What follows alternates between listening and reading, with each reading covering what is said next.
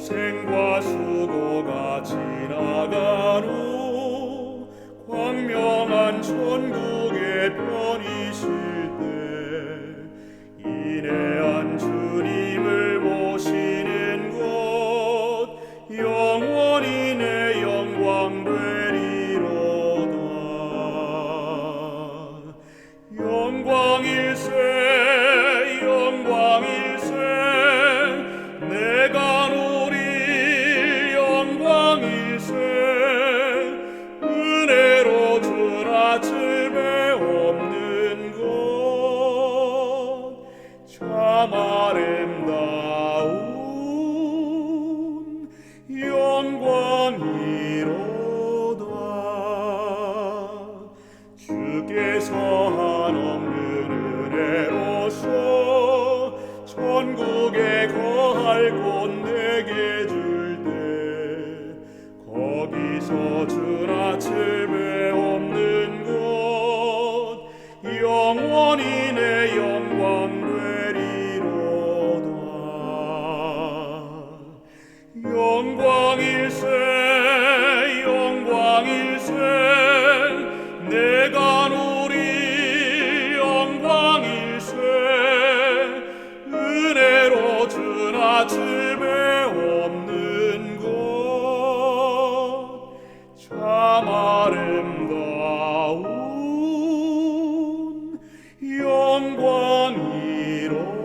영광이로다.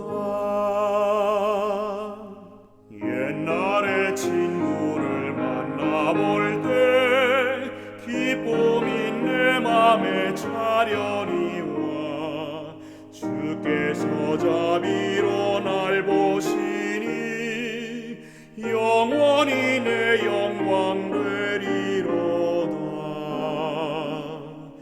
영광일세 영광일세 내가 누릴 영광일세 은혜로 주나 즐배 없는 것 참 아름다운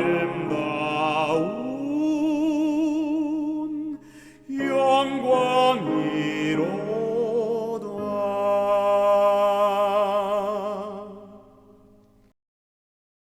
하늘에 계신 아버지 하나님, 저희에게 하나님을 예배할 수 있는 이 귀한 기회를 주시니 감사합니다.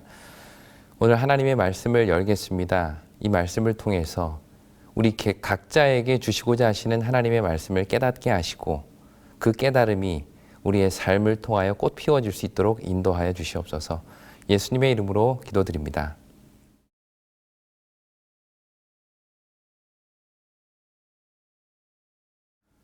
성경은 우리에게 하나님의 손길을 약속합니다. 당신의 백성이 고난 중에 있을 때 그분의 손은 언제나 그 백성들을 붙들고 계시죠. 이 사실은 성경 곳곳에서 우리가 확인할 수 있는데요. 이스라엘 역사에서 유일하게 법궤를 빼앗기고 지도자도 죽고 하나님의 영광이 떠나간 그 시대에 성경은 여호와의 손이 사무엘이 사는 날 동안에 블레셋 사람을 막으셨다라고 이야기를 합니다. 무너진 이스라엘을 다시 일으키시는 그 여호와의 손이 분명히 나타나 보인 것이죠. 이러한 손길은 느헤미야 시대에도 여전히 나타났는데요. 예루살렘 성은 회파되고 성문은 다 불탔고 백성들은 뿔뿔이 흩어진 그 상황에서 느헤미야는 내 하나님의 선한 손이 나를 도우심으로 왕이 허락하였다라고 고백합니다. 이처럼 이스라엘의 역사는 그들을 돕는 하나님의 손의 역사입니다. 도움이 필요한 순간마다 하나님의 손은 어김없이 그들의 삶을 인도하셨고 구원을 베푸셨죠. 정말이지 그들의 역사는 참으로 나의 의로운 오른손으로 너를 붙들리라 라는 약속의 성취였던 것입니다. 그런데 문제는 그 손이 보이지 않을 때가 있다는 것이죠. 아무리 약속을 붙들고 기도해도 하나님의 손은커녕 그분의 옷자락조차 보이지 않을 때가 얼마나 많습니까? 분명히 성경은 하나님의 의로운 오른손으로 나를 붙드신다 말씀하시는데 그분은 완전히 손 놓고 계시는 것처럼 느껴지는 것입니다. 세상은 하나님의 손이 아닌 사람의 손에 의해 움직이고 원수의 손이 더 강력히 역사하는 것처럼 보이죠. 이렇게 전혀 내 삶에 하나님의 손이 보이지 않을 때 우리는 어떻게 해야 할까요? 하나님의 손에 대한 약속만 덩그러니 남아있는 이 일상 속에서 우리는 과연 무엇을 붙들어야 할까요? 오늘은 이와 같은 상황에서 이 삶의 난관을 뚫고 나간 한 사람의 이야기를 살펴보려고 합니다. 바로 요셉입니다. 요셉의 삶은 사랑받는 이야기로 시작이 됩니다. 창세기 37장 3절에 보면 요셉은 노년에 얻은 아들이므로 이스라엘이 여러 아들보다 그를 깊이 사랑하였다라고 말합니다. 하지만 잠시 후 그의 삶은 전혀 다른 국면으로 접어들게 되는데 그 시작은 바로 형들의 손이었습니다. 아버지의 심부름으로 형들을 찾은 요셉은 형들의 손에 붙들리지요. 그들은 요셉을 죽여 구덩이에 던질 계획을 가지고 있었습니다. 다행히 첫째 형인 르우벤은 요셉을 그들의 손에서 구원하려고 요셉을 죽이지 말고 그냥 구덩이에 던지자라는 제안을 합니다. 우리는 여기서 요셉의 상황을 보여주는 아주 중요한 표현을 보게 되는데 그것이 바로 그들의 손입니다. 지금 요셉은 형들의 손에 붙들려 있습니다.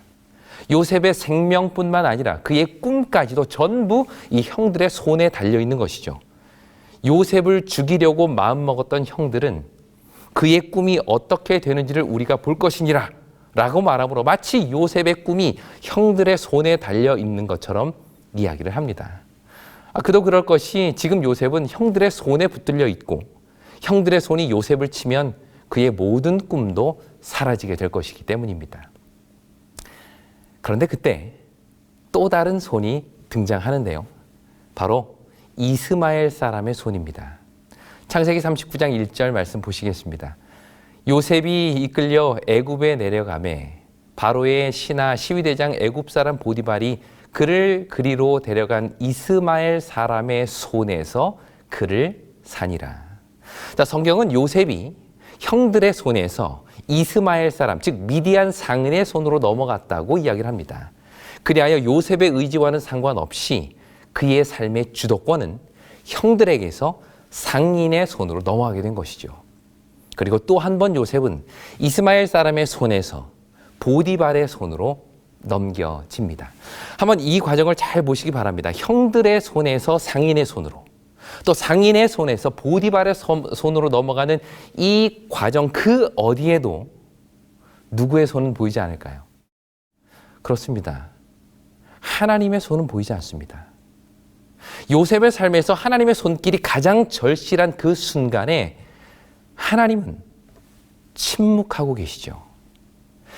제발 좀 살려달라고 애원하는 요셉의 눈에는 자신을 잡아 구덩이에 쳐 넣는 형들의 손만 보일 뿐 그 어디에도 나를 붙드시겠다던 하나님의 그 의로운 오른손은 온데간데 없는 것입니다.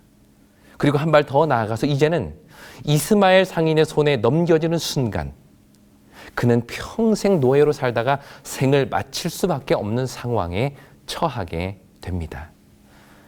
그렇다면 이렇게 긴박하고 절실한 순간에 과연 하나님의 손은 어디에 있는 것일까요?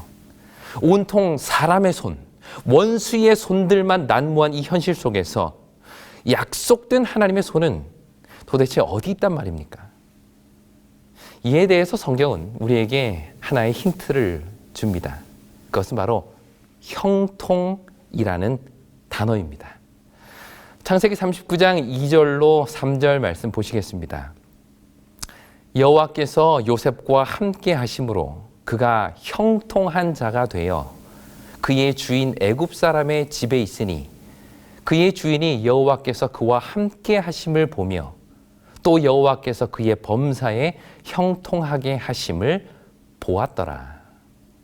이 장면은 요셉이 형들의 손에서 이스마엘 상인의 손으로 또 이스마엘 상인의 손에서 보디발의 손으로 넘어가는 그 과정을 묘사한 것입니다.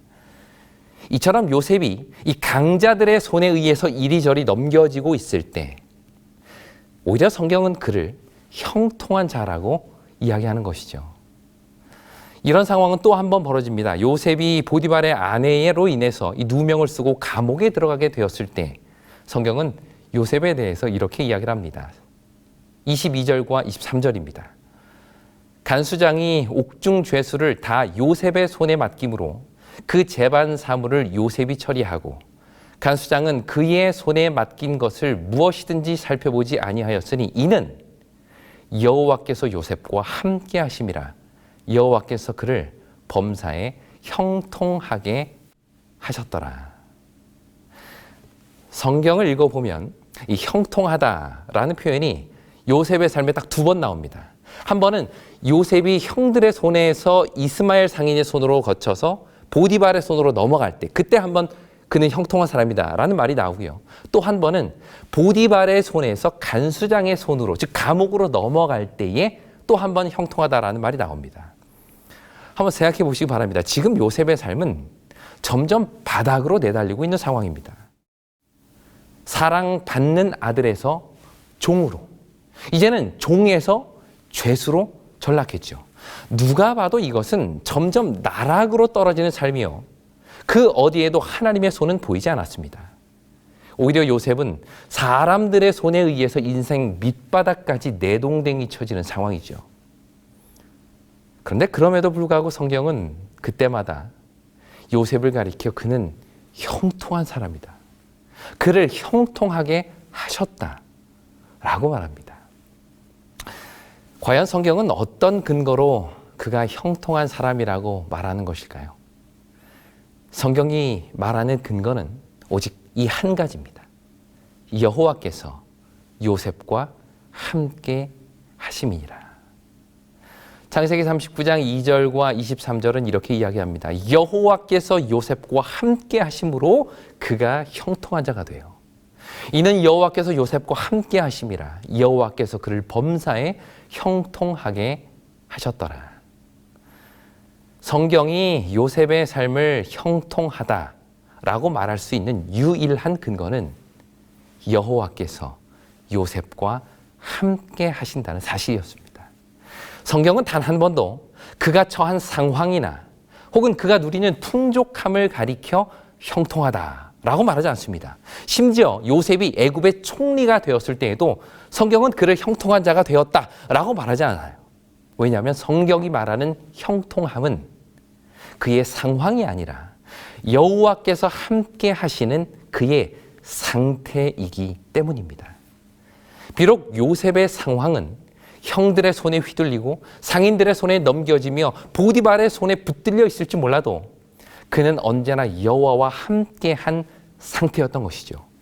그런 그의 삶은 비록 감옥의 밑바닥에 거한다 할지라도 형통한 삶이 되는 것입니다. 그리고 또 하나, 이 요셉의 형통함은 언제나 이 요셉의 일상과 연결되어 있다는 사실을 우리는 보게 됩니다. 다시 말해서 보디발이나 간수가 요셉의 형통함을 본 것은 다름 아닌 그의 일하는 모습을 통해였음을 성경은 이야기합니다. 요셉의 손에 맡겨진 일들을 성실히 해내는 모습을 통해서 그들은 여호와의 형통케 하심을 보게 되었다는 것이죠. 창세기 39장 3절 말씀 다시 한번 보시겠습니다.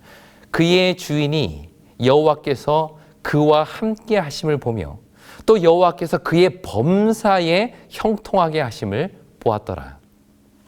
여기 그의 범사에라고 번역된 이 번역의 원어를 보면 그의 손이라고 되어 있습니다. 이 말은 그의 손에, 즉 요셉의 손에 맡겨진 모든 일들을 통해서 형통함을 이루셨다는 뜻이에요. 그래서 공동번역은 이것을 그의 손이 닿는 것은 무엇이든지 야훼께서 잘 되게 해주셨다라고 번역을 하고 있는 것입니다. 이것은 간수장도 마찬가지인데요. 그가 요셉의 형통함을 보게 된 것은 23절에 보시면 그의 손에 맡긴 것을 성실하게 해 나가는 모습을 통해서였던 것입니다. 이것은 우리에게 매우 중요한 교훈을 줍니다. 성경이 말하는 형통함은 하나님의 함께 하심 플러스 성실한 요셉의 손, 이 두 가지가 합쳐진 결과라는 것이죠. 다시 말해 형통함이라는 것은 하나님의 손길은 형통함이라는 하나님의 손길은 요셉의 손을 통해서 드러났다는 것입니다. 성실히 움직이는 요셉의 손을 통해서 사람들은 하나님의 손을 보게 된 것이죠. 우리는 하나님의 손이 내 삶에 나타나기를 간구하면서 정작 우리는 손 놓고 있을 때가 얼마나 많습니까? 나는 가만히 앉아 있고 하나님의 손만 바쁘게 움직이기를 바라지는 않았느냐는 것이죠. 그러나 요셉의 이야기는 바쁘게, 성실하게, 묵묵하게 움직이는 그 요셉의 손을 통해 형통함이라는 하나님의 손이 보디발과 간수장에게 분명히 보였다라고 이야기를 하는 것입니다. 그들은 보이지 않는 하나님의 손을 보이는 요셉의 손을 통해서 보게 된 것입니다. 그리고 이러한 형통함은 요셉으로 하여금 그 어떤 상황에서도 하나님을 포기하지 않도록 그를 하나님께 붙들어 매었던 것이죠. 성경을 자세히 읽어보면 요셉의 상황은 언제나 이 강자들의 손에 의해 넘겨져 왔지만 단 한 번도 그들의 손에 소유된 적이 없었습니다. 예를 들어 보겠습니다. 요셉은 보디발의 종이었죠. 그가 그의 집에서 아무리 신뢰를 받고 높은 지위에 올라갔다 하더라도 어쨌든 종은 종입니다. 주인의 손에 붙들린 존재라는 말이죠. 그러나 그들이 요셉의 삶을 움키려 할 때 그는 단 한 번도 자신의 삶을 그들의 손에 쥐어준 적이 없습니다. 그 대표적인 예가 바로 보디발의 아내와의 일이죠. 창세기 39장 7절과 10절에 보면 주인의 아내가 요셉에게 동침하기를 청했다라고 말합니다. 그런데 사실 이것은 청함이 아니라 명령이었습니다. 성경은 의도적으로 그 여인을 주인의 아내라고 묘사함으로 그 주권이 그 여인의 손에 있음을 이야기합니다. 뿐만 아니라 동침하자라고 번역된 이 단어는 우리말처럼 동침하자라는 청유형이 아니라 명령형으로 되어 있습니다. 히브리 원어는 이걸 명령형으로 표현하고 있어요. 한마디로 주인이 종에게 명령한 겁니다. 너 나랑 동침해야 돼! 라는 것이죠. 그런데 그때 요셉은 자신이 종이 아닌 자유인처럼 행동합니다. 12절. 그 여인이 그의 옷을 잡고 이르되 나와 동침하자. 그러나 요셉이 자기의 옷을 그 여인의 손에 버려두고 밖으로 나가매. 여인의 손이 움킨 것은 요셉이 아니라 그의 옷이었다고 성경은 이야기를 합니다. 그녀가 갖기 원했던 것은 요셉의 몸, 더 나아가 그의 신념이었는데 요셉은 단 한 번도 자신의 신념을 누군가의 손에 넘긴 적이 없었습니다. 이것은 형들과의 관계에서도 마찬가지죠. 형들은 요셉을 손에 넣었고 그를 죽일 수 있을 것이라고 생각했습니다. 하지만 결국 형들이 손에 넣은 것은 요셉의 채색 옷뿐이었죠. 형들이든 보디발의 아내이든 요셉을 손에 넣으려고 할 때마다 그들의 손에는 단지 요셉의 옷만 들려 있었을 뿐이었습니다. 그리고 그때마다 성경은 이야기합니다. 여호와께서 요셉과 함께 하심으로 그가 형통한 자가 되어. 결국 요셉은 눈에 보이는 원수들의 손에 의해 이리저리 끌려다니는 것 같아 보였지만 그는 보이지 않는 하나님의 손에 굳게 붙들려 있음을 성경은 우리에게 보여줍니다. 그리고 그 사실은 요셉이 가는 곳마다 눈에 보이는 형통함으로 드러난 것이죠. 그가 종이 되었을 때에도 억울하게 죄수가 돼서 옥에 갇혔을 때에도 요셉의 형통함은 변함이 없었습니다. 왜냐하면 형통함이란 그의 상황이 아니라 여호와와 함께한 그의 상태이기 때문입니다. 그런 의미에서 요셉의 형통함은 그가 총리가 되었을 때가 아니라 그의 인생 가장 밑바닥에 있을 때부터 이미 시작된 것이죠. 총리라는 지위는 그 형통함의 결과일 뿐인 것입니다. 혹시 우리 중에 하나님의 손길이 보이지 않아 고통 중에 계신 분이 혹시 있으십니까? 아무리 성경의 약속을 붙들고 부르짖어도 내 눈에는 나를 누르는 원수들의 손만 보이지는 않느냐는 것입니다. 성경의 약속과 내 삶이 너무 동떨어진 것처럼 생각되지는 않으시나요? 바로 그때 요셉을 기억하시길 바랍니다. 그도 우리처럼 하나님이 가장 절실할 때 그분의 손이 보이지 않았습니다. 상인들에게 팔려가던 그 밤, 요셉이 원했던 기적은 전혀 일어나지 않았습니다.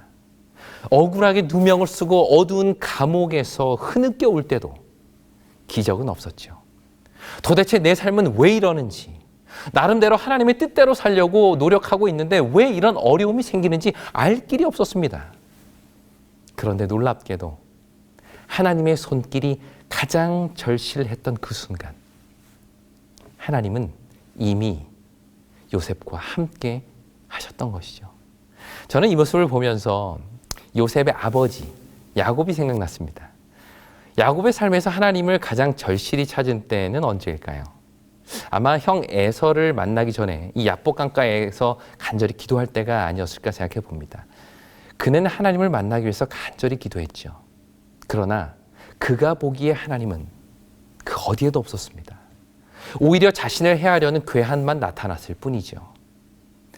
그런데 야곱이 사투를 벌이던 그날 밤, 하나님은 어디 계셨을까요? 하나님은 야곱과 가장 가까운 곳, 그의 품 안에 계셨습니다.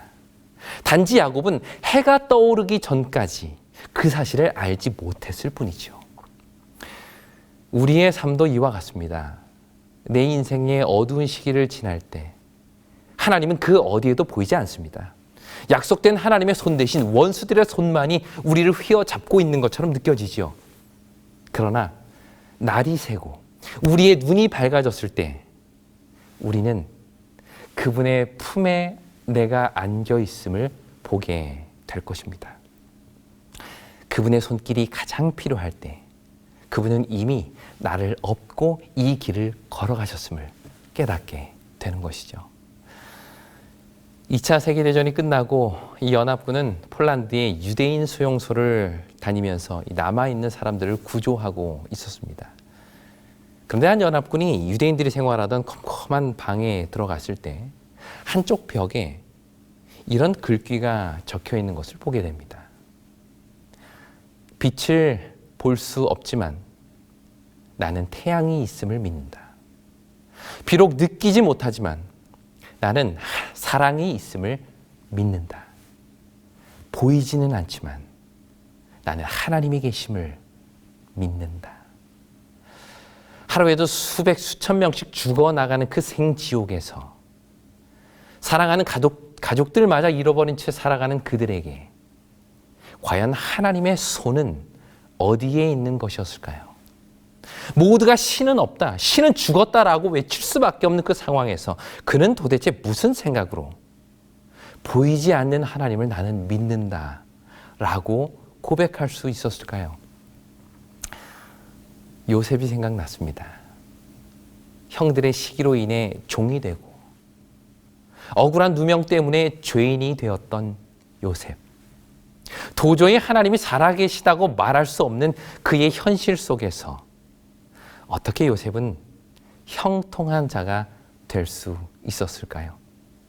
그는 보이지 않는 손 너머에 보이는 형통함을 경험했기 때문입니다. 지금은 너무 어두워서 보이지 않지만 날이 밝고 어둠이 다 거치게 될 때에 이 모든 것이 다 하나님의 섭리였음을 고백하게 되는 것이죠. 그 고백은 바로 이것이었습니다. 창세기 45장 8절입니다. 그런즉 나를 이리로 보낸 이는 당신들이 아니요 당신들의 손이 아니요 하나님이시라. 하나님이 나를 바로에게 아버지로 삼으시고 그 온 집의 주로 삼으시며 애굽 온 땅의 통치자로 삼으셨나이다. 그는 비로소 이 모든 것이 하나님의 손에 의해 이루어진 그분의 섭리였음을 고백합니다. 인생의 어두움도 억울함도 하나님과 함께하면 그 삶은 형통한 삶임을 깨닫게 된 것이죠. 별은 주위가 어두울수록 더 밝게 빛납니다. 뿐만 아니라 별은 아무리 캄캄해도 결코 그 자신이 가야 할 길을 잃어버리는 법이 없죠. 이처럼 하나님을 의지하는 사람들, 하나님으로부터 지혜를 구하고 사는 사람들, 세상의 역사를 주관하시는 하나님의 손을 믿고 그 손이 친히 내 삶을 인도하심을 믿고 사는 자들은 인생의 어두움 속에서도 분명 별과 같이 형통이 빛날 것입니다. 그 약속이 오늘 어두움 속에 하나님의 손길을 기도하며 기다리는 우리 모두의 삶에 경험되기를 간절히 바랍니다. 함께 기도하겠습니다. 거룩하신 아버지 하나님, 어두움 속에서 아무리 하나님의 도움의 손길을 부르짖어도 보이지 않을 그때에 당신의 형통함을 우리의 삶에서 경험하게 하여 주시옵소서. 요셉이 다 하나님의 뜻을 이해하지 못하지만 묵묵히 그 길을 믿음으로 걸어갔을 때 그 걸음걸음마다 하나님께서 함께 하심으로 형통함을 경험하게 하시고 주변 사람들로 하여금 그 형통하게 하시는 여호와의 능력을 보게 하신 것처럼 오늘 우리의 삶에서도 살아 움직여 주시옵소서. 사랑이신 예수님의 이름으로 기도드립니다.